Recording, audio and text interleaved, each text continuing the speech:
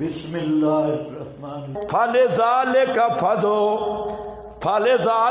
فدو اب چونکہ معاملہ رل مل گیا، پیچھے آنے والے شبوں میں پڑ گئے کہ یہ جو شرکیہ عبارتیں ہیں یہ بھی منزل من اللہ ہیں، اس لیے میرا پیغمبر آپ دعوت دیں اور مسئلہ بیان کریں۔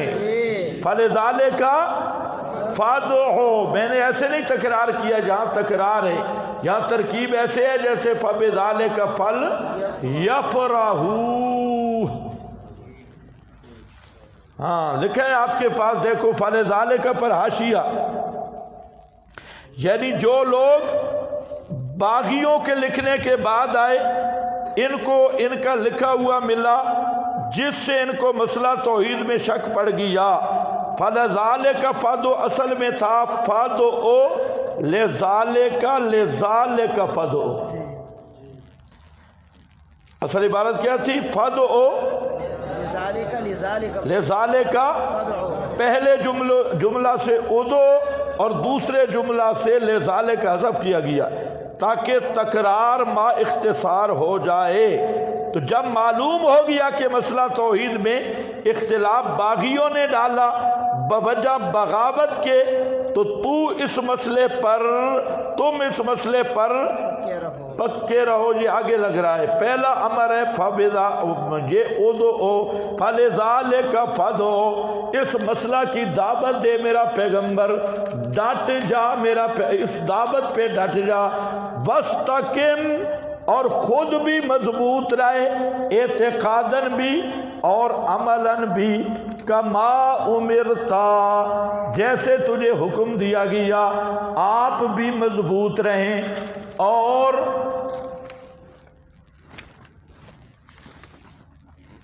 ہاں بھائی یہاں لکھ لو ایک عبارت، 10 ہدایات آئیں گی، ہدایات عشرہ، 10 ہدایات۔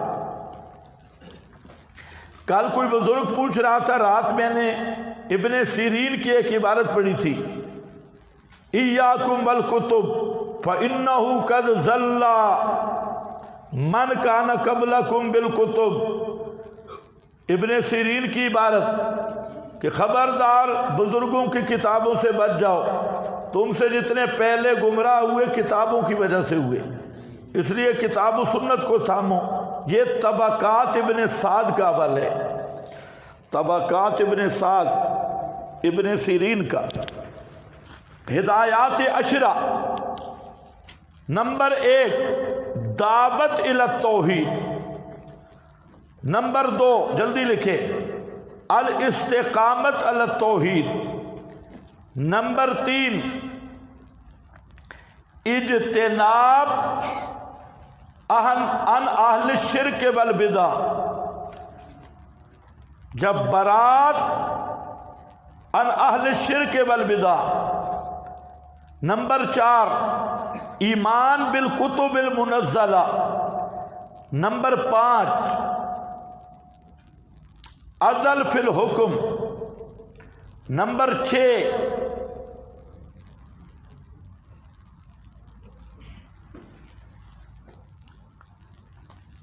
وحدت ربوبیت، نمبر 7 تفرق اعمال، نمبر 8 نظاف التوحید، نمبر 9 فیصلہ عملی، اور نمبر 10 حاکمیت باری۔ یہ 10 امور جہاں مذکور ہوں گے اگر آپ غور کریں گے تو سارے نکل آئیں گے، 10 امور۔ ہاں بھائی دیکھیں ذرا، پہلا آپ نے جو لکھا ہے اس کو ذرا لگائیں، فلذالک فدعو، اس لیے میرا پیغمبر آپ دعوت دیں مسئلہ توحید کی، اور بتائیں لوگوں کو کہ سارے نبیوں کی دعوت توحید ہے، اس کے خلاف جتنی کتابیں ہیں سب باغیوں کی لکھی ہوئی ہیں۔ واستقم، اور دوسرا امر ہے آپ خود مضبوط رہیں، یہ نہ ہو کہ تم بھی کتابوں سے مروب ہو جاؤ۔ ہاں پیغمبر تو نہیں ہوتا نا، پیغمبر کو خطاب ہے لیکن آپ کو سنایا جا رہا ہے۔ کتابوں سے مت مرعوب ہونا۔ جہاں مولانا حسین علی سبحان اللہ فرماتے ہیں کہ اے کتاب اللہ کے خلاف ہر قول کٹورے کو سامری کے بچے کی بھاں بھاں سمجھنا۔ سامری والے بچے کی، سامرے والے گوسالے کی بھاں بھاں آواز نکالتا نا، خوار آواز تھی۔ فرمایا کتاب اللہ کے مقابل ہر قول، ہر کٹورا، ہر روایت اس کو سمجھنا ہے کہ سامری کے بچے کی بھاں بھاں ہے۔ اس پہ آؤ گے تو پتہ چلے گا۔ جب تک یہ ایمان نہیں نا پھر استقامت نہیں۔ استقامت ہے یہ کتاب اللہ پہ پک جاؤ اور جو مقابل آئے اس کو اتنی بھی اہمیت نہ دو جیسے سامرے دی بچے دی بھاں بھاں۔ سامری کا بچہ ہے، کیا اس کی حیثیت ہے؟ اس لیے فرمایا بستقم کما امرتا، ڈٹ جا میرا محبوب، پکا ہو جا میں۔ کتابوں سے مرعوب نہ ہونا، حوالوں سے مرعوب نہ ہونا، تم بھی مرعوب نہ ہونا۔ کوئی المحند پیش کرے مرعوب نہ ہونا، کوئی مولویوں کے دستخط پیش کرے مرعوب نہ ہونا، کوئی اساتذہ کے اقوال پیش کرے۔ کتاب اللہ حق ہے اور یہ دعوت توحید حق ہے، اس کے خلاف ہر چیز سامری کا بچڑا ہے۔ وَاسْتَقِمْ كَمَا أُمِرْتَ۔ تیسرا وَلَا تَتَّبِعْ، مت پیروی کر اہواءہم، ان کی خواہشات کی۔ خواہشات وہی محرف عبارتیں، خواہشات ان کے رسالے ہیں، خواہشات ان کے دستخطیں، خواہشات ان کی من گھڑت دلیلیں ہیں، خواہشات ان کے حوالے ہیں۔ اہواءہم بقول، اور چوتھا اعلان کر دے وہ اچھا کیا کہیں گے؟ بزرگوں کو نہیں مانتا، اکابر کو نہیں مانتا۔ فرمایا اور یہ تورات انجیل میں بھی حوالے آ گئے، وہ تم پہ الزام لگائیں گے تو اللہ کی کتاب کو بھی نہیں مانتا۔ آپ کہہ دیں آمنت بما انزل اللہ، میرا ایمان ہے ما انزل اللہ پر، میں ایمان رکھتا ہوں بما انزل اللہ، جو اللہ کا نازل کردہ ہے، اور جو باغیوں کا لکھا ہوا ہے اس کو نہیں مانتا۔ ما انزل اللہ پہ میرا ایمان ہے، من کتاب، کوئی کتاب، جو کتاب بھی اللہ نے نازل کی میرا اس پہ ایمان ہے، لیکن نہیں مانتا کس چیز کو؟ اہواء ہم، باغیوں کی لکھتوں کو میں نہیں مانتا۔ وَأُمِرْتُ، اور مجھے حکم دیا گیا ہے، یہ پانچویں بات آ گئی ہے، لِأَعْدِلَ بَيْنَكُمْ، کہ میں انصاف کروں تمہارے درمیان، عدل کروں، اور میں بتاؤں کہ یہ حصہ منزل من اللہ ہے اور یہ مکتوب من البغات ہے۔ عدل کیا ہوگا؟ کہ میں انصاف کروں، میں بتاؤں کہ اللہ کی نازل کردہ کون سی آیات ہیں اور باغیوں کی کون سی تحریفات ہیں، اس میں کیا کروں؟ عدل کروں۔ سمجھ بھی رہے ہو کہ نہیں؟ امرتو اوپر لکھا ہے فی التأویلات والاختلاف، حوالے بہت لکھے ہیں حاشیوں پر بھی، لیکن میں ابھی اندر سمجھا رہا ہوں۔ یہی عدل ہے، لِأَعْدِلَ بَيْنَكُمْ، اللہ ربنا وَرَبُّكُمْ، اللہ ہی الہ ہمارا ہے اور الہ تمہارا، اس لیے اسی ہی کو پکارو۔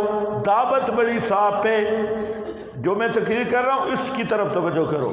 ہمارا رب بھی اللہ ہی، تمہارا رب بھی اللہ ہی، مسئلہ کتنا صاف ہے۔ بس جو اس کے مطابق عبارتیں ہیں وہ منزل من اللہ ہیں، جو توحید والی ہیں، اور جو اس کے خلاف عبارتیں ہیں وہ ساری باغیوں کی لکھی ہوئی ہیں۔ لنا اعمالنا ولکم اعمالکم، اس کی دو تقریریں ہیں، ما قبل کے ساتھ یہ ایک سوال کا جواب بھی بنایا گیا ہے۔ سوال یہ ہے کہ چلو مان لیا توحید کے خلاف جو لکھا ہے باغیوں کی لکھائی ہے، لیکن قرآن میں جو مسئلہ آ رہا ہے، بعض تورات کے مسئلے جو تم بھی مانتے ہو منزل من اللہ ہیں، قرآن کے مسئلے اس کے بھی خلاف ہیں۔ مان لیا کہ جو توحید کے خلاف لکھا ہے کس کی لکھائی ہے؟ باغیوں کی، لیکن دیگر مسائل بھی تو ہیں، صرف یہ تو نہیں ہے، تورات میں اور ہیں، قرآن میں اور ہیں، پہلی کتابوں میں اور ہیں، قرآن میں اور ہیں، تناقض ہیں۔ تو فرمایا لنا اعمالنا، اس سوال کا جواب یہ ہے لنا اعمالنا، جہاں تک اعمال کا مسئلہ ہے تو اعمال میں اختلاف رہا ہے، یہ فروعات ہیں، یہ فروعات ہیں۔ ہمارے اعمال ہمارے لیے یعنی فی عصرنا، ہمارے زمانے کے جو احکام ہیں قرآن پاک کے، یہ ہمارے لیے، اور جو تورات اور انجیل کے احکام تھے وہ اس دور کے لحاظ سے تھے، لہذا فروعات میں تناقض کوئی بڑی بات نہیں ہے، یہ تو تکمیل احکام ہر زمانے کے لحاظ سے مختلف ہے۔ تو اس صورت میں یہ کیا بنے گا؟ تناقض کا جواب ہوگا۔ حاصل سوال کا یہ ہوگا بھئی یہ تو مانا کہ شرکیات بدعات یہ سب باغیوں کی لکھت ہے، لیکن اس کے علاوہ بھی تو احکام میں تناقض آ رہا ہے، تورات انجیل کے احکام اور ہیں، قرآن کے اور ہیں۔ اس کا جواب دیا کہ لنا اعمالنا ولکم اعمالکم، نیچے لکھا ہے فی عصرنا، اوپر لکھا ہے ان قالوا ھذا تناقض، اگر کہیں یہ تناقض ہے تو کہہ دے ہمارے اعمال ہمارے لیے یعنی ہمارے زمانے میں اور تمہارے زمانے میں، جب زمانے الگ ہیں تربیت کے انداز الگ ہیں، لا حجت بیننا و بینکم، نہیں کوئی جھگڑا بعد کتاب اللہ کے ہمارے درمیان اور تمہارے درمیان، جھگڑا ختم ہو گیا۔ اللہ یجمع بیننا وإلیہ المصیر، اللہ جمع کرے گا ہمارے درمیان اور اسی ہی کی طرف لوٹنا ہے۔ دوسرا معنی یہ کیا گیا لنا اعمالنا ولکم اعمالکم، اگر ضد کرتے ہیں نہیں مانتے تو پھر ان کو کہہ دے لکم دینکم ولیہ، یا عمل عام ہوگا، پھر عقیدے کو بھی شامل ہوگا، تمہارے لیے تمہارا دین، میرے لیے تم مرو شرک پہ تو ہم رہیں گے توحید پہ۔ اور دوسرا یہ کہ لنا، ہمارا کام دعوت دینا ہے، ہم اپنی دعوت پہ پکے ہیں، تمہارا کام انکار کرنا ہے، تم بشک انکار کرو، ہمارا کام ہی ڈیوٹی بلانا ہے، ہم بلاتے رہیں گے، تم مرضی کرو جو دل آئے کرو۔ سمجھ گئے میری بات؟ یہ تین معنی بن سکتے ہیں۔ لا حجت بیننا و بینکم ہو گیا، والذین، یہ جواب ہے سوال مقدر کا، سونا نہیں ہے، بڑا اہم سوال آ رہا ہے۔ چلو جی باغیوں نے لکھا، پچھلے لوگ آئے پورے کتاب والے، وہ شبوں میں پڑ گئے کہ یہ بزرگوں کی لکھت ہے، منزل من اللہ ہے، تو وہ بیچارے تو معذور ہوں گے۔ سوال کیا ہے کہ وہ کیا ہوں گے؟ معذور ہوں گے۔ یہ سوال ہے کہ جو پچھلے آئے جو شبوں کی وجہ سے مان رہے ہیں ان کا کیا بنے گا؟ فرمایا وہ معذور نہیں، دو وجہ بیان کی ہے۔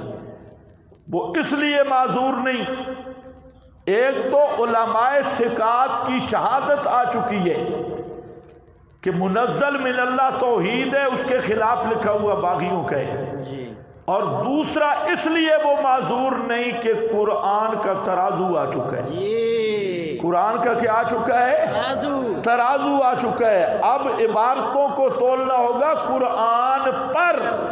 لہذا اب اگر وہ کہیں کہ جی پچھلے لکھ گئے ہمارے گلے پڑ گئے، اب جو لکھ گئے وہ بھی جہنم میں جائیں گے، اور جن کے گلے پڑ گئے یہ بھی جہنم میں جائیں گے، دو وجہ بیان کی کہ اب عذر قابل قبول نہیں ہوگا۔ اس لیے کہ علماء ثقات نے شہادت دے دی، ایک، اور دوسرا قرآن آیا میزان بن کے۔ قرآن آیا کیا ہے؟ قرآن آیا کیا ہے؟ پھر حاکمیت قرآن آ گئی، کہاں تک بھاگو گے؟ قرآن آیا میزان بن کے۔ اب کتابوں کو تولنا ہوگا قرآن کے ترازو پہ، روایتوں کو تولنا ہوگا قرآن کے ترازو پہ، بابوں کو تولنا ہوگا قرآن کے ترازو پہ۔ اب ساری کائنات تلے گی قرآن پر، اگر قرآن پہ تول کے نہ آیا تو سیدھا جہنم میں جائے گا۔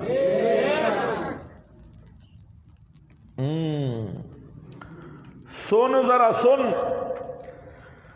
آ گیا فرمایا والذین یحاجون فی اللہ، لکھے آپ کے پاس جواب سوال مقدر اچھی طرح سمجھنا ہے۔ 8 کا ذرا حاشیہ دیکھ، ثواب